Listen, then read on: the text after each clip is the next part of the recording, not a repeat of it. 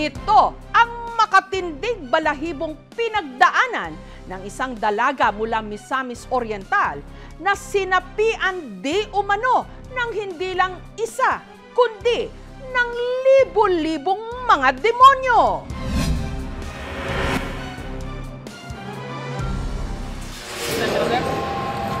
Paglukan ko. Ayaw ko sila masukado.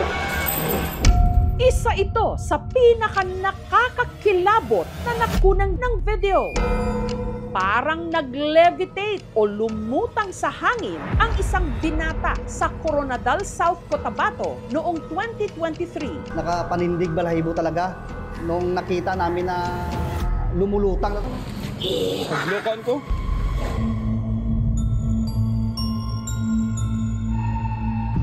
Demonyo talaga ang nagsapi.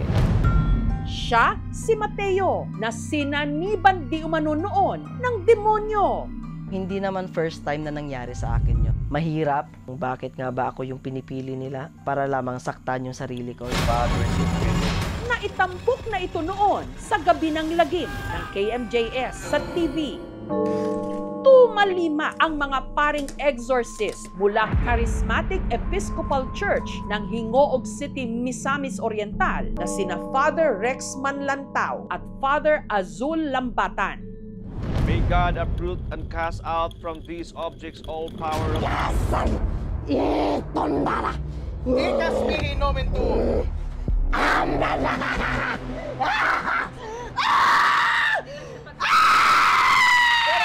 I command you in the holy name of Jesus, go back to your seat. Kayo, baka maano yung ulo niya. Let your mighty hand cast him out of your servant, so he may no longer hold captive this person in the unity of the Holy Spirit, now and forever. Amen. Pero may mas malala pa raw silang nahawakang exorcism case. Ang sinapit ng nooy dalagita na itago natin sa pangalang Angel. I was watching Satan fall like lightning that flashes from heaven. Sa kalagitnaan ng kanilang exorcism rites, ang dalaga bigla raw nag-iba ang boses. Because he will dwell with her. The end of the world. Be gone, Satan! Amen. Ang hinarap na ito ni na Father Rex at Father Azul ang pinagbasehan ng pangatlong tampok na istorya sa KMJS Gabi ng Lagim, the movie, ang Sanib. Tampok dito sina Epi Quizon, Martin Del Rosario, Ashley Ortega, Lotlot De Leon, at pagbibidahan ni Jillian Ward. Hindi tayo papatay. Kakampi natin ng Diyos. Silipin natin ang set ng Sanib.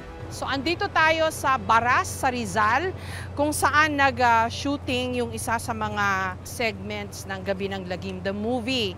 Ito yung Sanib. Nakakwentuhan ko si Jillian habang nilalagyan siya ng prosthetics. Hello, hello, hello. Hindi ko kayo makis, baka dumikit po sa mukha niya. Ikaw ba yan? Opo, ako po. Anong ginawa nila sa napakaganda mong mukha? Kaya nga po, hindi ko na po maramdaman yung mukha ko eh. Hindi ko po magalaw. Okay lang sa'yo yung ganito na ginawa nila sa mukha mo? Gusto ko nga po eh, kasi parang yun po talaga yung goal ko. Ginawang horror? Opo, ito na po yan.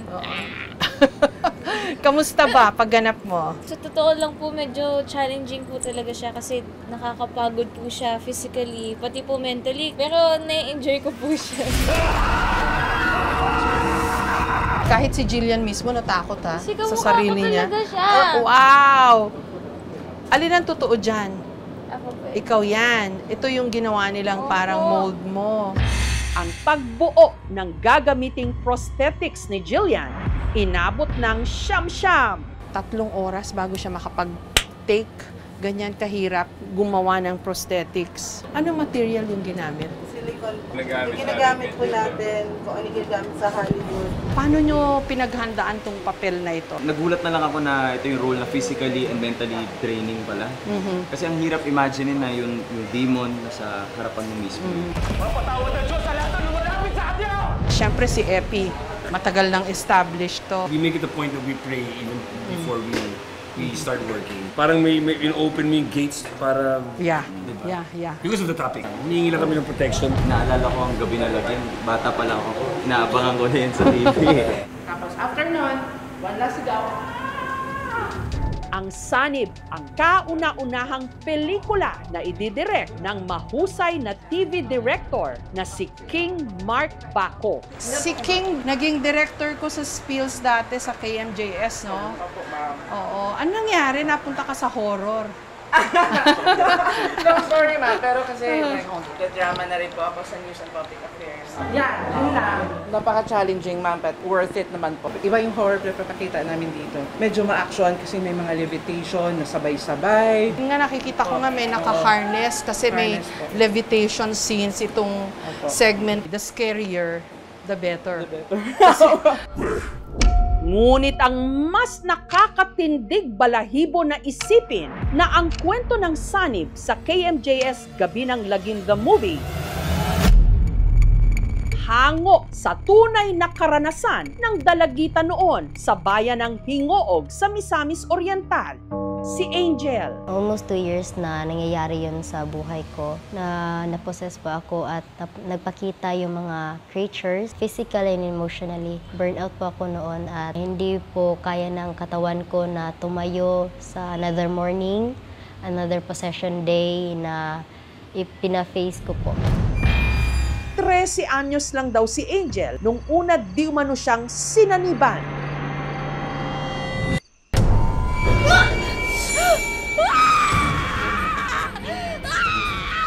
Pagpakog ang akong ulo, nagbunal-bunal lang akong ulo sa kilid.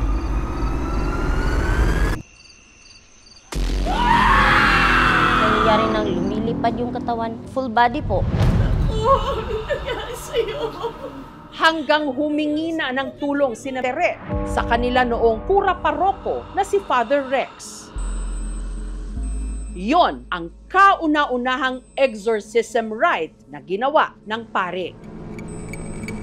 Ito na siguro yung time na mamamatay siguro ako kasi hindi naman ako takot, but at the same time, wala lang po talaga akong alam. Ang dala ko lang po talaga nung time na yun is yung faith ko sa Panginoon. Because He will dwell with her. The end of the world.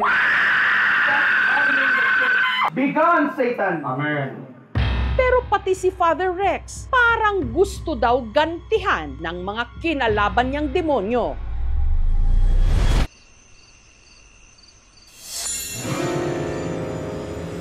So nagising ako, sabi ko, sino kayang humatak sa akin? Yung tiningnan ko yung oras, 3:00 po ng madaling araw, the devil's hour.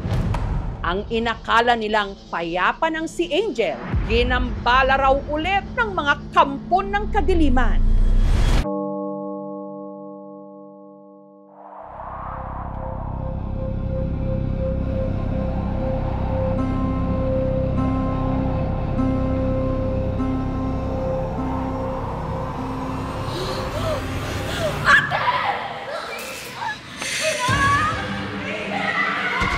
May nakita ako na lalaking grabe kay kaitom. Thy will be done on earth as it is in heaven. Give us this day our daily bread. Nagkaroon siya ng demonic seizure po yun. Iba yung sigaw, nakakapangilabot. In the name of Jesus, tell me your name. Ang sabi po, we are many. Pero yung prevailing spirit talaga na parang nagli-lead is something similar sa characteristic din ni Satan. Nagpaulit-ulit pa raw ang pagsanib ng mga demonyo kay Angel sa loob ng ilang araw. Ang pinag-ugatan daw nito ang puot sa puso ni Angel. Ma? Na nagsimula raw nung naghiwalay ang kanyang mga magulang. Napifeel ko yun na bakit unfair? Kasalanan ko ba bakit naghiwalay si mama at papa?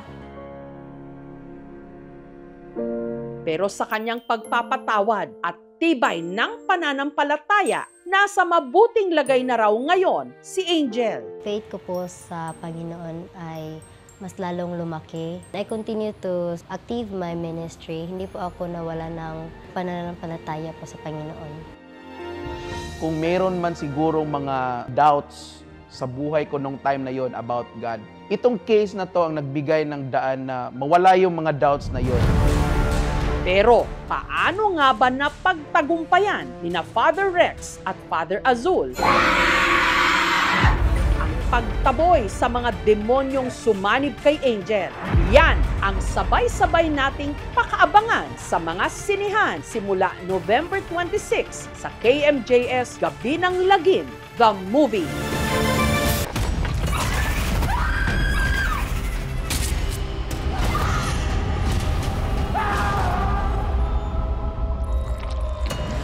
Alangga ko ikaw, Apo. Alangga ako man, Kaula. Ba't ka nagsiman? Maharap ko to eh. Para kay Lola din. Hindi ko na ho alam, hindi ko naiintindihan kung anong nangyari sa kanya. Makakasiguro kayong gagawin namin ng lahat para sa kanya. Wala ka ba talaga nakita, Arner? Wala ka narinig? May gumagala na berbalang dito sa atin.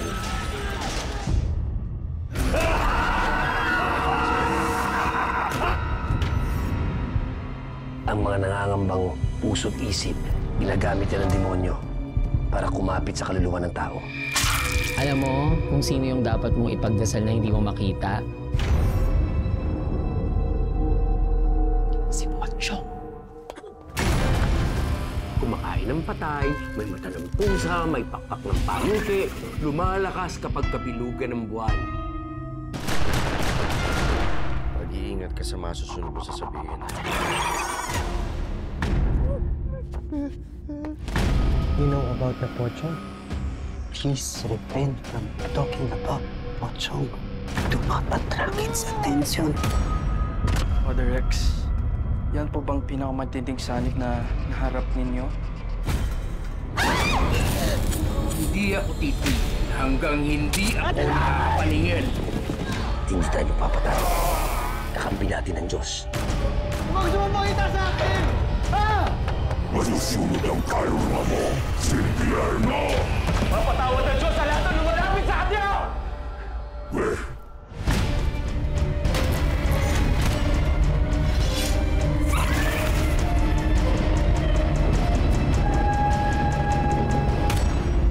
Ito po si Jessica Soho at ito ang Gabi ng Lagim.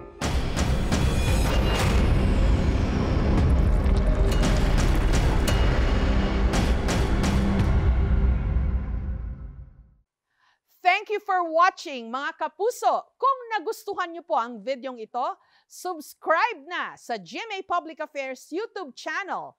And don't forget to hit the bell button for our latest updates.